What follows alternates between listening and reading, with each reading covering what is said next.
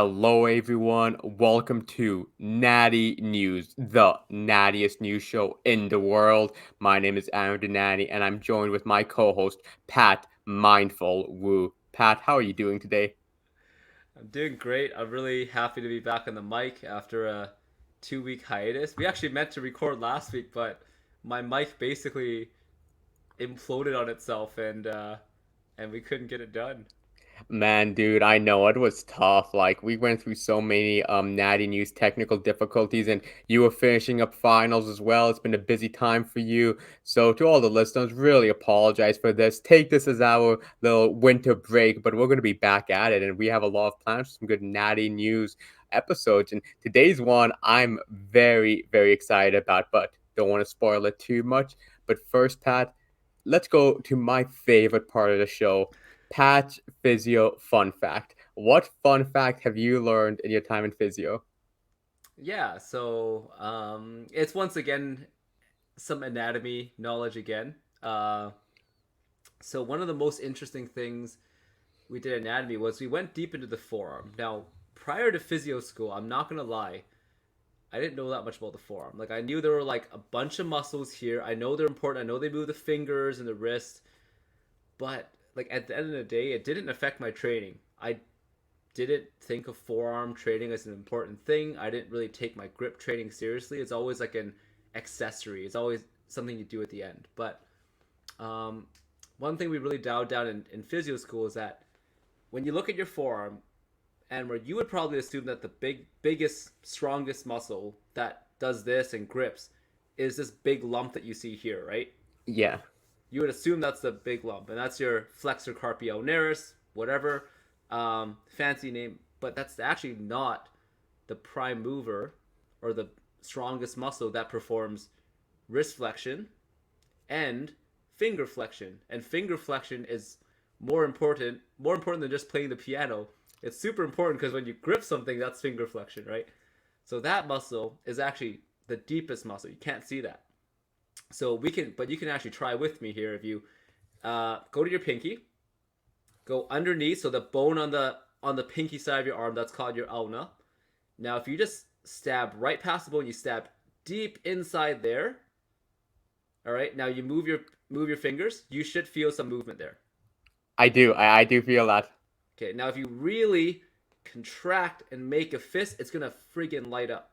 Yeah. No, I can feel it flex. Feel it popping up? Yeah, yeah, yeah. Yeah. So that muscle is called your flexor digitorum profundus. Very fancy name, but it just means the flexor of your fingers. And profundus means the most powerful one.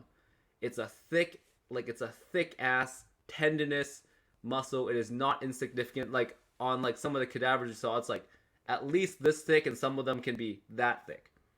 Oh So wow. it's the most important muscle that does those two movements. So um, yeah, so that was something really new that I learned. And people always think of like training forearms.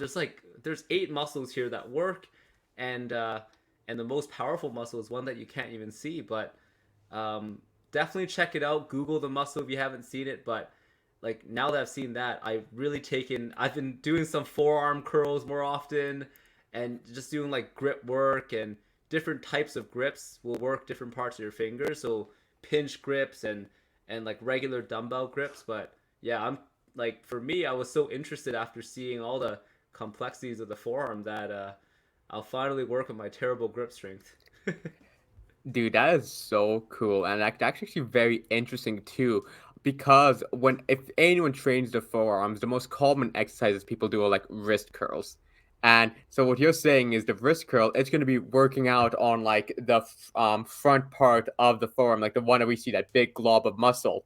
But kind of what you're saying is like the most important part is the grip strength, which comes from this deep inner muscle. So I'm kind of thinking that let's say look from a pure hypertrophy point of view, would then like farmers carries and pinching plates and that would that be a more optimal way to grow the hypertrophy of the forearm than I guess wrist curls and reverse curls and all that stuff?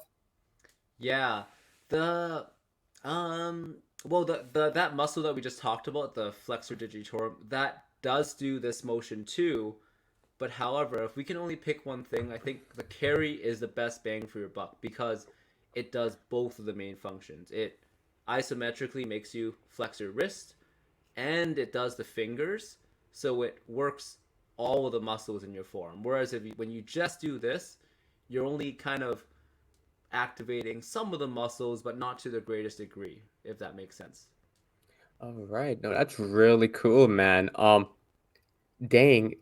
You know, something I also wondered though is like what carries and stuff. What is like the optimal timing to do it? Like if you do a farmer's carry, is there an optimal timing for holding the weight? Like should you do it for a minute, 30 seconds, 2 minutes, 10 Yeah. whole minutes? Like what would be because like it's not the same as a traditional rep range. What would be a good timing for growing hypertrophy and strength when you do like a farmer's carry? Okay, so in regards to farmers carries times, it seems to be kind of a relative thing that's not it hasn't been researched that much, but we would assume that it'd be based on your goals. So if it's whether it be hypertrophy, strength, or power, if you're looking for hypertrophy, you're looking for a little bit higher time under tension. So I would go for at least 40 to 60 seconds in a set, right? Whereas if strength is a goal, perhaps you might go for like almost a more maximal one, like a 15 to 20 seconds for 4 to 6 sets, like almost closer to what strongmen would do. Um, but yeah, like it's probably as you're going more towards the hypertrophy side, more time, more towards power, less time. What's your opinion about like plate pinches? Like, have you seen a video of Brian Shaw who like pinches like 245s together, and it's just insane the grip strength he has. Yeah, I think it's a good grip exercise. I think it does a really good job isolating that deep muscle again because it focuses on this we call this like a lumbrical grip, right? Because there's little muscles in between your finger tendons here, and their job is to do this. So it's like literally that's their job. So it specifically trains those muscles really well. So if you found that you're really terrible at doing plate pinch, that probably means those lumbrical muscles are not your strongest. So yeah, I think it'd be really good for preventing like deep hand injuries and good for rehab too with the right load. Nice, nice. And just kind of one more question then with like the forearm training and stuff. So, do you think there is a place for doing like reverse curls and wrist curls and stuff? Like, I guess anecdotally, like I have very tiny wrists. Like my bones are very small at wrist, and so I've noticed when I would be benching or even overhead pressing, sometimes it's higher lows, I can Yeah. start feeling a little pain in my wrist. So I kind of started doing more wrist curls to help strengthen that, and I found that it worked, Yeah. but I'm not sure if that's an anecdotal thing or if there's actually some value in that. So, kind of, what's kind of your opinion about these reverse curls and stuff, and what could be a use case for them? Yeah. So answering wrist curls first, yeah, I think they're good. Again, I think we've established like no exercise is bad when you know the goal. Like if you know your forearms are weak, I think the best way to do something about it is to do something that directly addresses it, such as wrist curls, and they're really good, right? Um, reverse curls. So reverse curls, you just have to understand that they're good for like the back of your forearm, right? Isometrically, but they also work. This is another fun fact. So beneath your bicep, right? There's actually another muscle underneath your bicep. Yeah. So if you kind of poke from the outside of your arm, from the bone, and you poke right over that, and then you do some curling motions, you actually feel there's another muscle underneath that. So that muscle is more isolated when you do a reverse curl. So it's actually a good Oh. way to work that deep muscle that's in your arm there. So there's good benefit to that. Like mine is really weak because I've never done a damn reverse curl in my life. Yeah. Okay, that's interesting. Yeah, I'm on a bit. I try to do some more reverse curls, but that's actually pretty interesting about it, with especially the bicep training. I know our last physio fun fact we were talking about how to activate the bicep more, so that's pretty good. Um, Man, no, this is definitely gonna change my forearm training too. See, Pat, this always happens. We do a physio fun fact, and now I completely change how I train. You don't completely change. We just add some things. Well, like, Anwar and I actually went to the gym this week, and it was so funny. We did all kinds of isolation movements, and like years ago, you would never see us touch isolation whatsoever. It's crazy. Pat, I mean, I've been telling you, like, no joke, on my, like, upper body days, my second exercise is always side raises. I do, like, 6 sets of side raises. Yep. Oh my goodness, like, it's insane now, yeah, if, high school Anwar saw me, he'd be like, what is this dumb bro doing? Trying to get proper gains, that's what we're trying to do at this point. Yeah, exactly. Trying to maximize some of that hypertrophy. But anyways, kind of speaking about hypertrophy and bodybuilding, today's topic is going to be about mindful training and specifically about that mind-muscle connection. One of the most common thing you hear gym bros talk about in bodybuilders and all these meatheads. They're always talking about you got to have that mind-muscle connection. And hopefully, after talking today, we can figure out what the heck is mind muscle connection? Is it worth even looking into? Is this some fake bro science? And is there any value in it? And this is something I've actually been incredibly interested in recently. As some listeners might know, I've been trying to do a little more bodybuilding, trying to get some bigger arms, bigger shoulders, all that good stuff. And so it's pretty interesting about how can you try to stimulate muscle growth rather than just overall strength, balance, stability, and all that. Like, if we're just looking purely from hypertrophy, what can we do? So, before we start, Pat, I know you and I talked a little bit before offline, but what was your thought process about mind-muscle connection? What did you think of it as a fitness professional?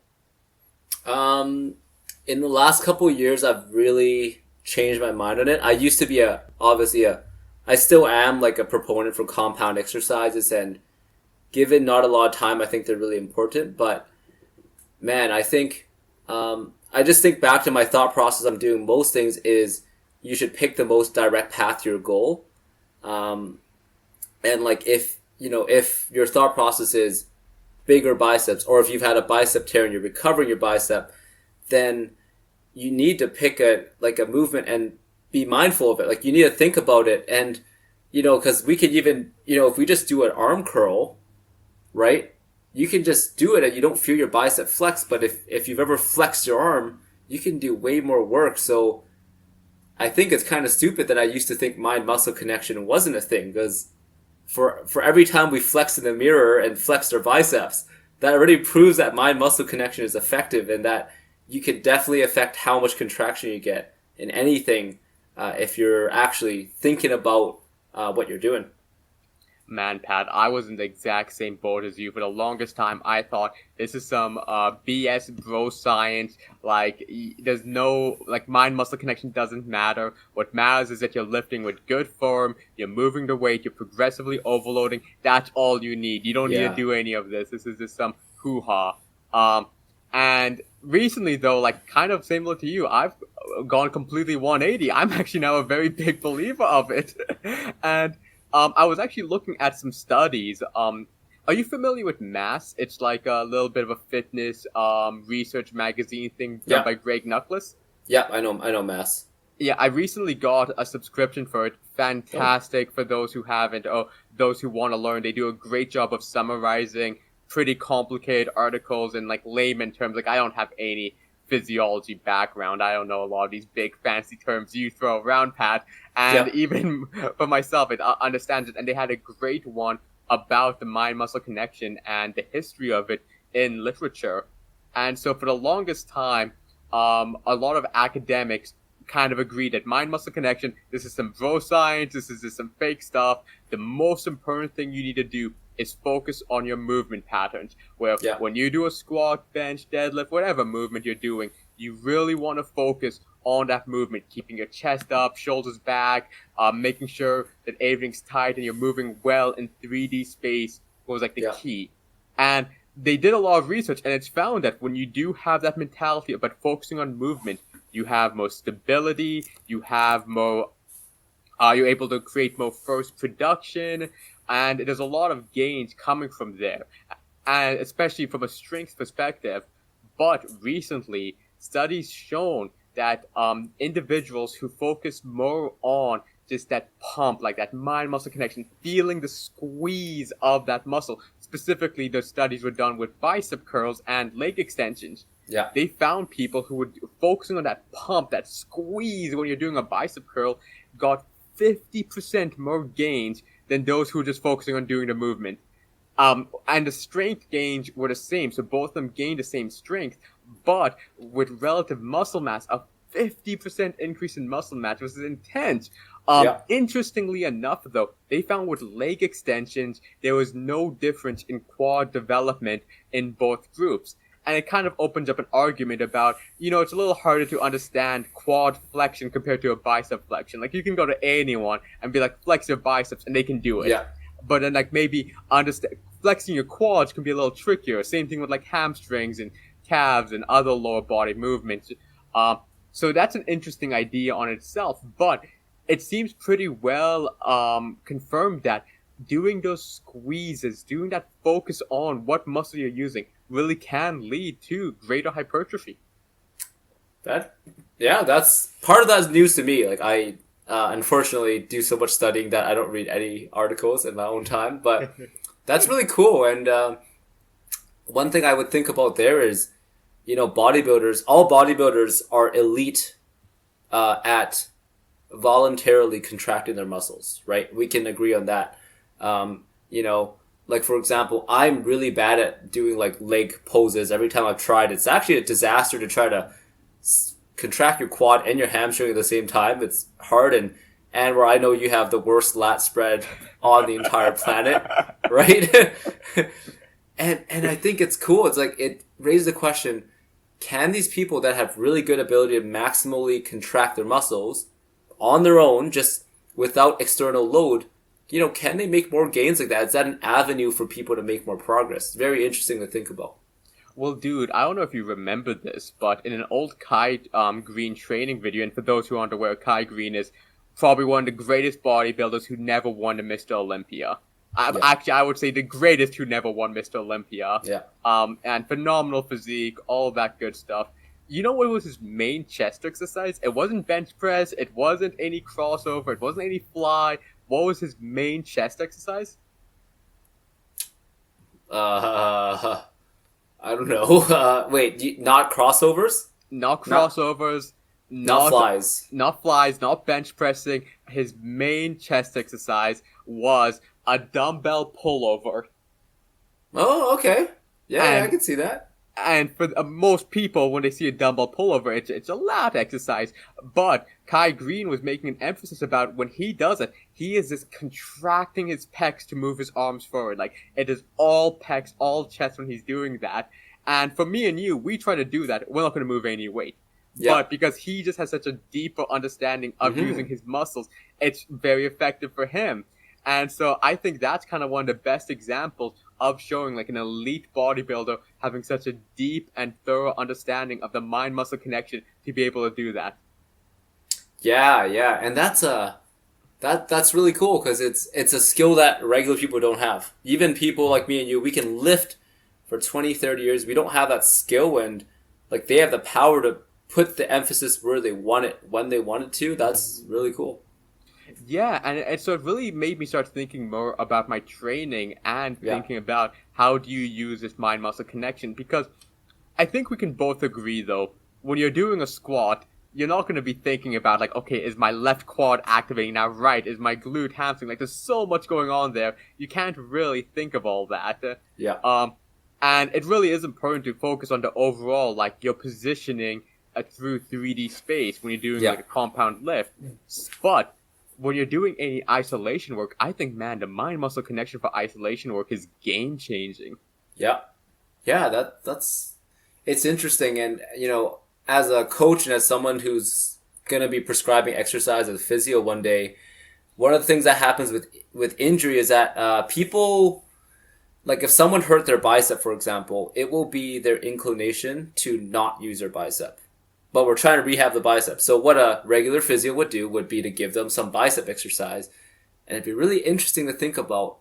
They could probably get away with doing their homework, 3 sets of 10, and actually not use the muscle nearly as much as they want to, as if I simply gave them the cue. I want you to squeeze the bicep and feel it contract as it works. And hey, if that alone can give them more progress, isn't that such a cheap, low-cost, effective way to get people better progress?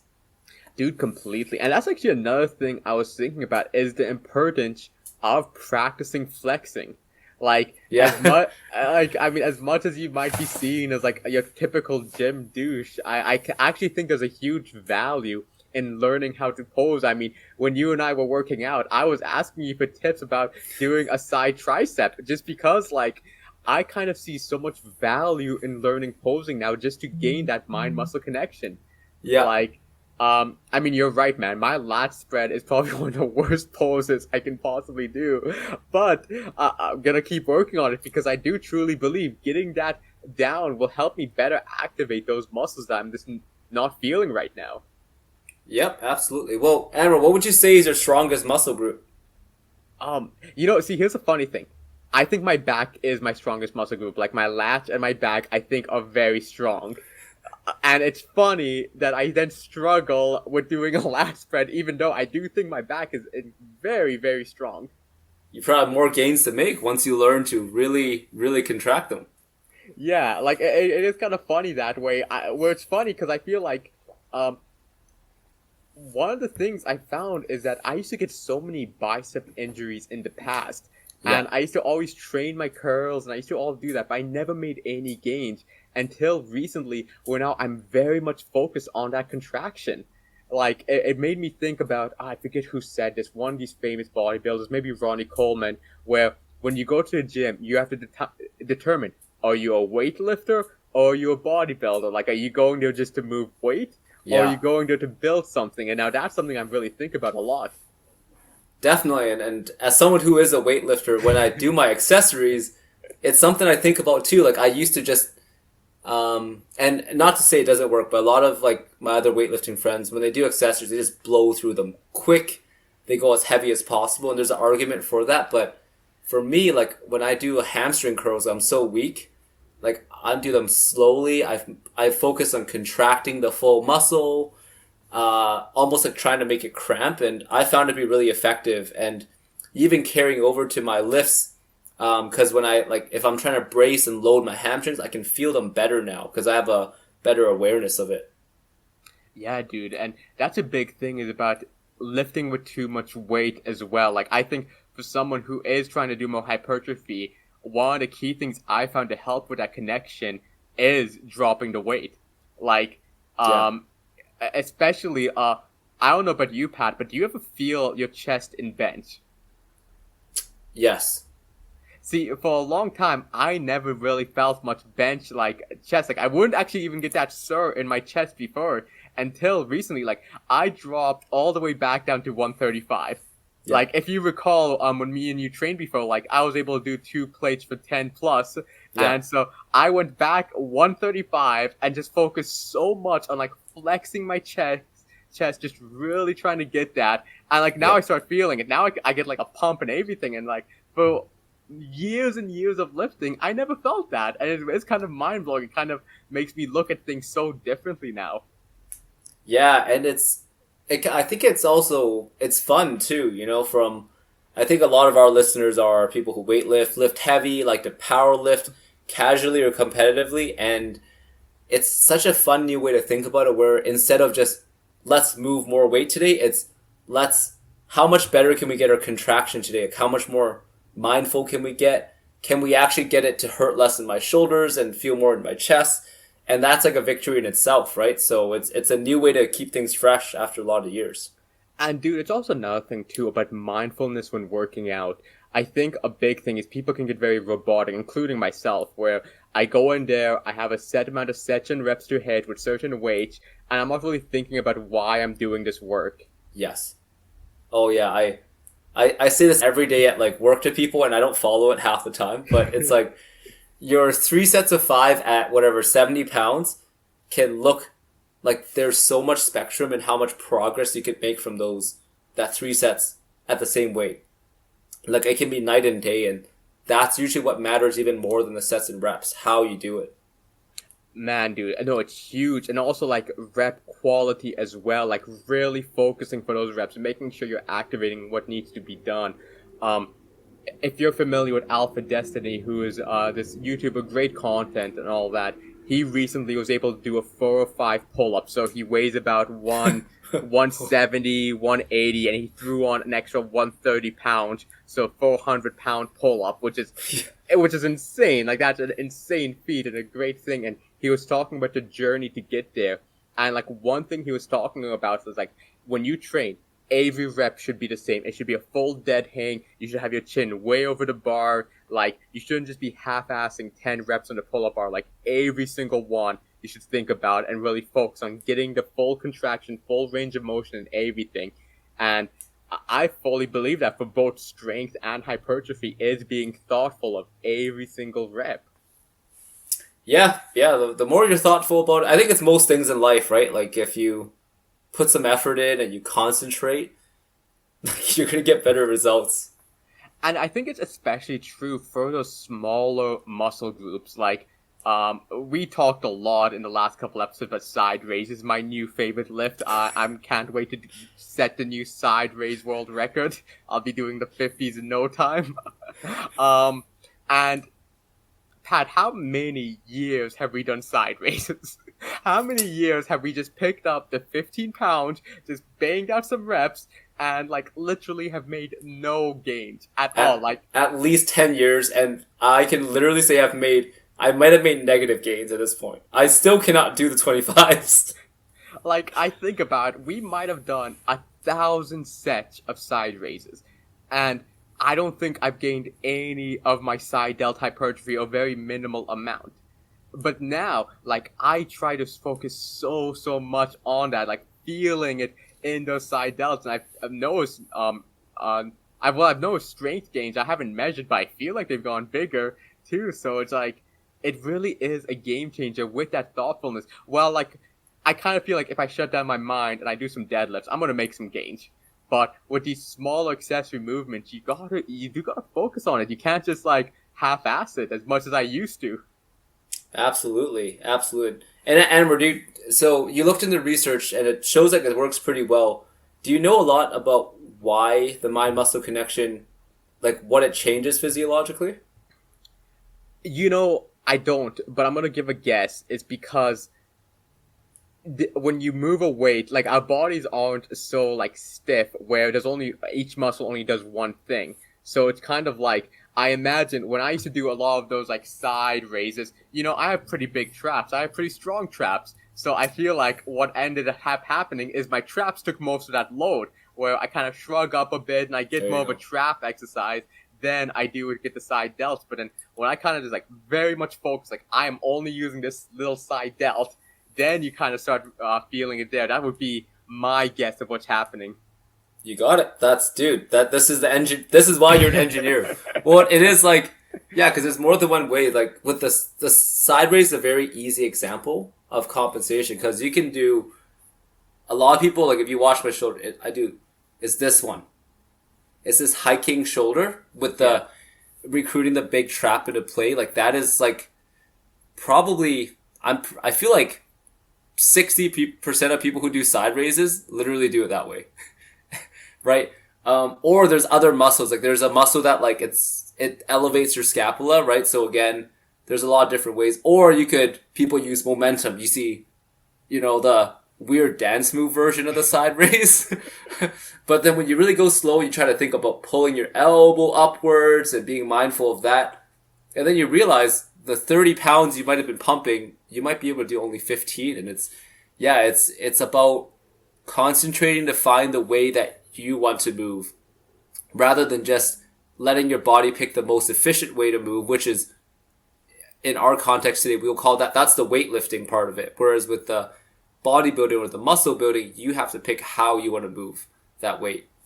Yeah, no, and I fully agree, and that's so true. And I think that's a big thing is that when I started thinking about that, like I used a bench press as an example. Yeah, I am much weaker than I thought I was. I thought I was benching 2 plates, but look, once I start focusing on it, I'm not benching 2 plates like that.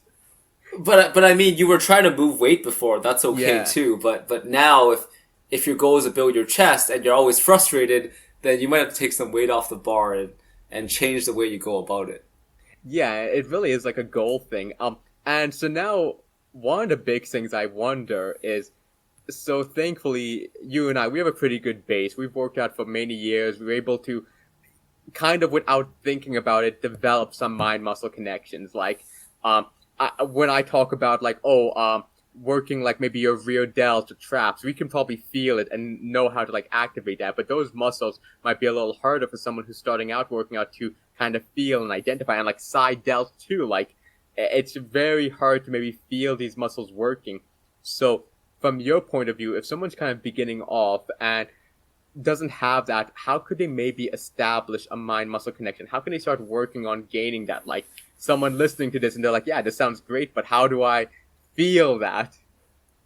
Yeah, the easiest way if you're not very familiar is to perform, like if you're trying to get a certain muscle, to perform the exercise that puts that muscle in its greatest like mechanical advantage. I'm throwing out big words today.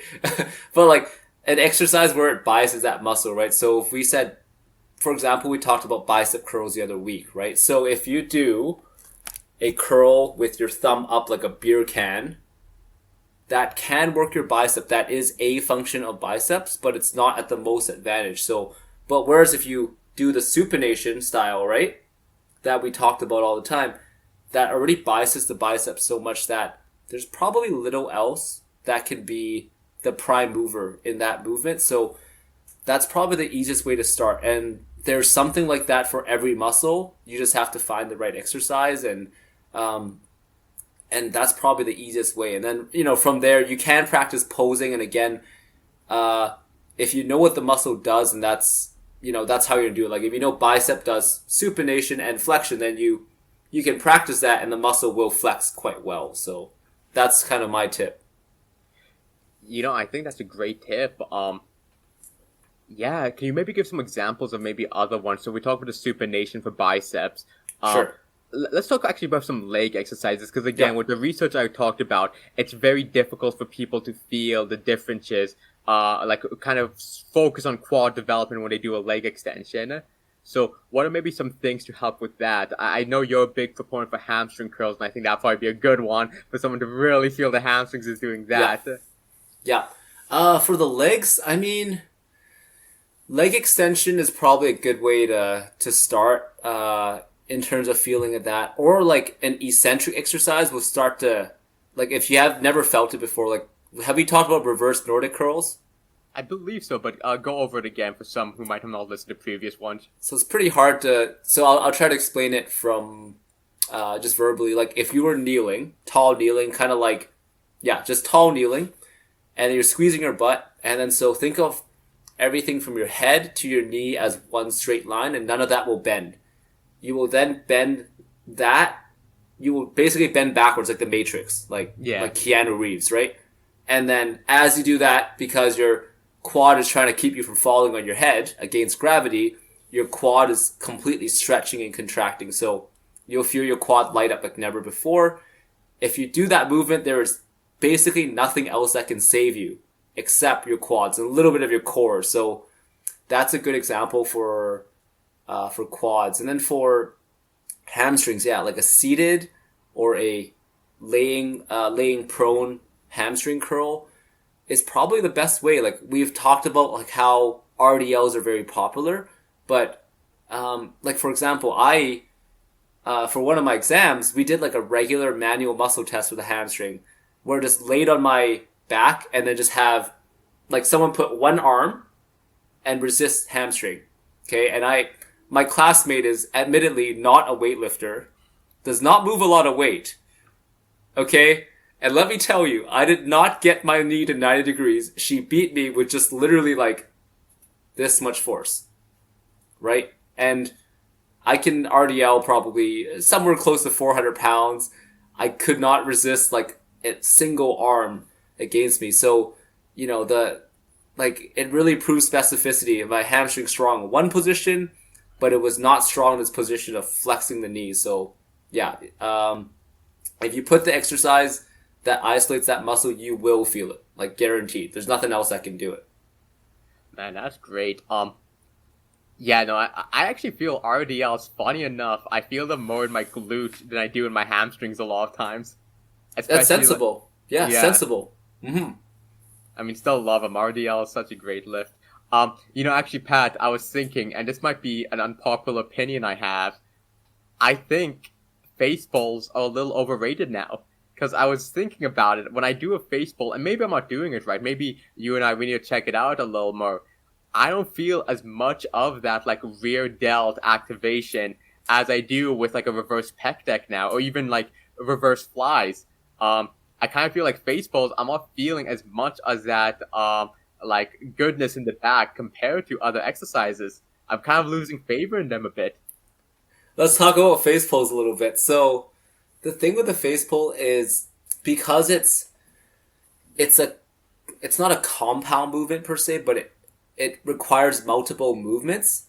So for people who are naturally shoulders forward and hunched and bad with shoulder rotation, you can get away with it with the form that's continues to like bias that, right? So the way you're supposed to do a face pull is you're supposed to pull your elbows back while pulling your thumbs behind you, like you're trying to like like you're like a frat boy trying to flex at their like jersey number on the back, or like you're trying to like sheath two swords in your back like Zorro.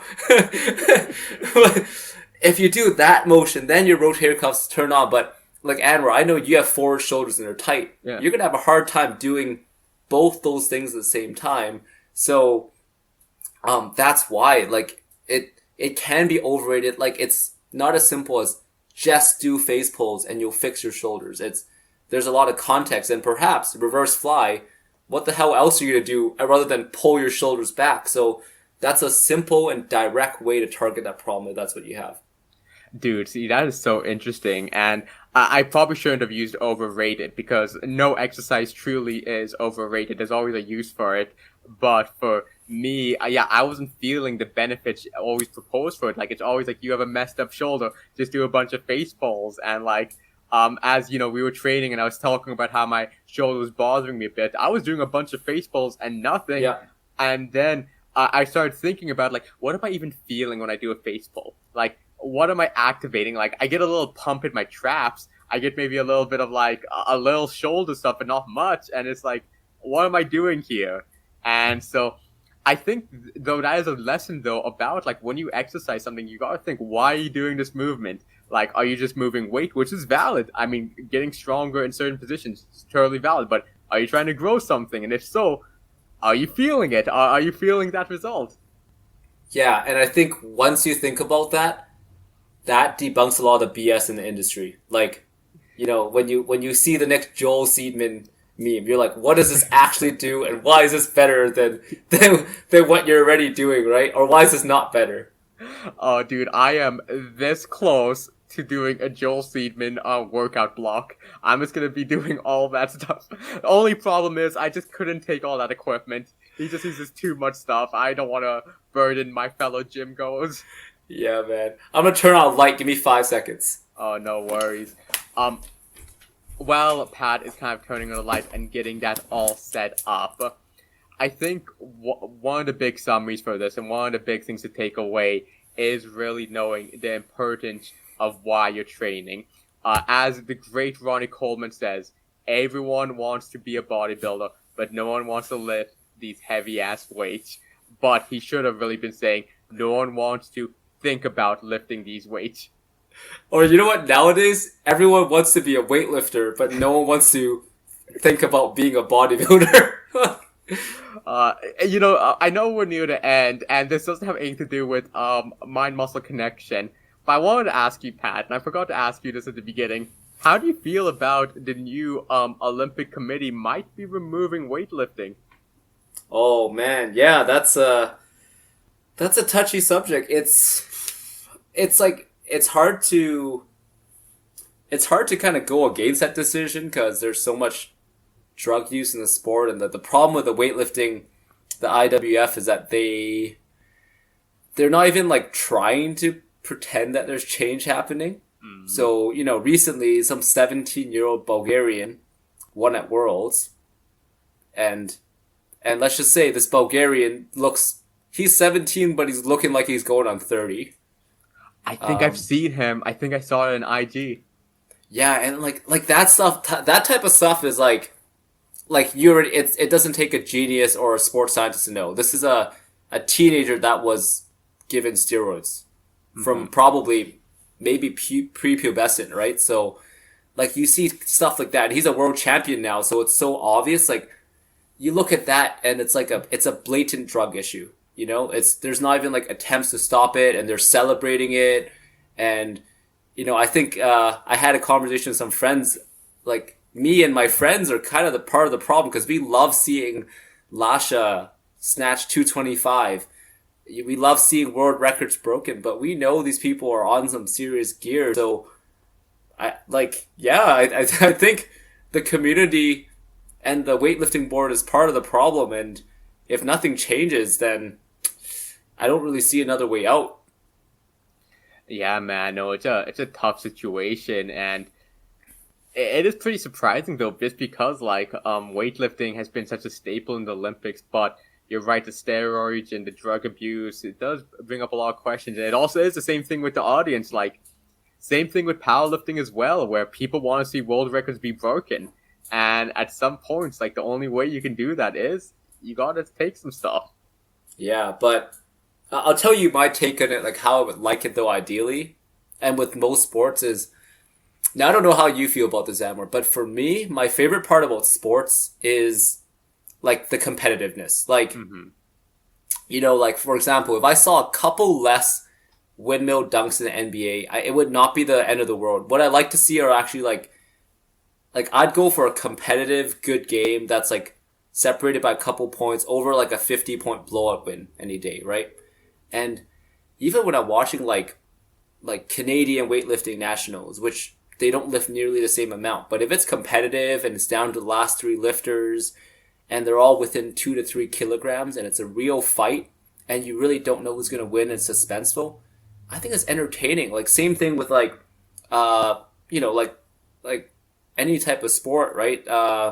As long as it's competitive, it needs to be a certain quality, obviously, but as long as it's competitive, I don't personally care that world records are being broken as long as it's competitive. But again, you might have other opinions.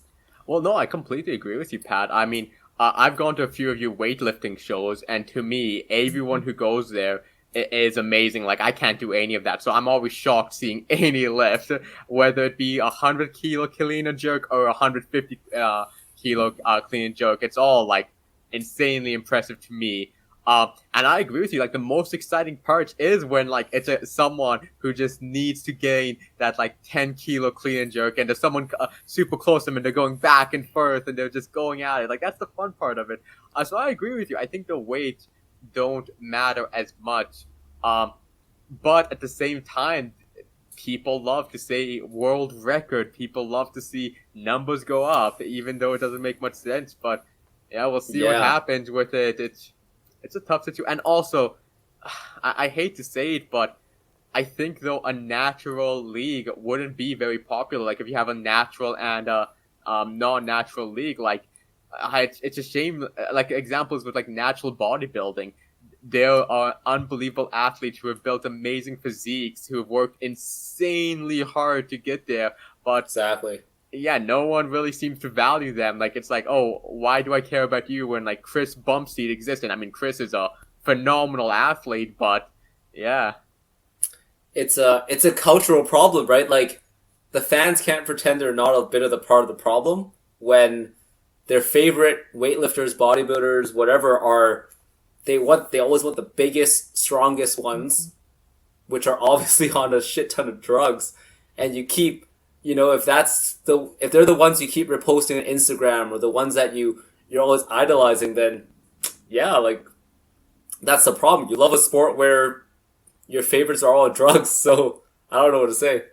Yeah, but anyway, that's an interesting thing, and yeah, no, definitely wanted to hear your opinion as a pretty high level competitor in the sport. Do you think your love for the sport would change at all if it was removed from the Olympics? No, not really. I really hope the sport goes the right way if it was the Olympics, where they crack down a little bit on the drugs. But my only fear is that it becomes a full on, like, a drug chemical, like, experiment where everyone is just like, okay, it's not the Olympics. We're gonna take so many drugs now and take as many as possible. Like, I really hope it doesn't happen, because it'd be a shit show. And also, you'd see people getting hurt. Like, that's not good for people too, to maximize the amount of steroids you're taking. Dude, this is gonna be a last little bit on this, but Johnny Candido, he's been having a lot of videos about powerlifting and drug testing, and he actually had one about how much does the IPF truly test, and I was shocked with how many like world record holders aren't drug tested. Like they claim to be, but they have no tests on records. Yep, they're on drugs. Yeah, and it's just like, and you really feel for those who are being honest. Like the men and women who are putting in insane works, really working, and Exactly. not getting the recognition they deserve for that. But man, yeah, drug testing and lifting sport. I mean, drug testing and fitness culture is just yeah, it's a mess. It's a fiesta. Yeah, yeah, it is a fiesta, right? Like, what I just want to see is like, I'd be perfectly happy seeing the natural human limit, But now we're gonna never know because like even like people who you think might be natty, they could be on drugs. So I don't know. It's tough. Yeah, I know. Me and you, we actually talked about this yesterday about like if no drugs existed, who would be Mr. Olympia? Yeah, and we don't know. Yeah, you never really know about that. But again, I do think there is a bit of a fun to see about with like what is the true human potential with everything there, with all drugs, all everything. What is it? I think there is some fun in that too, but also some fun in like what is your natural potential. Yeah, well, and also going back to our topic, like there's a lot of fun in seeing your own human potential. So I Yeah. know I'm not on drugs, so it's a lot of fun to see what you can do, and also it gives you context when you look at pro athletes. It's like holy shit, picking up 500 pounds is really damn hard. How is somebody picking up 1,000 pounds? Pat, it would be very ironic if you were on drugs on a show called Natty News.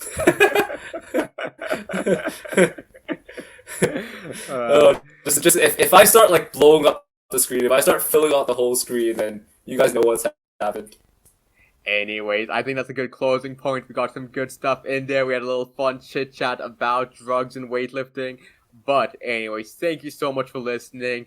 Thank you for being patient about the newest episode. Hope you all are making a lot of natty gains. Natty News out. Natty is out.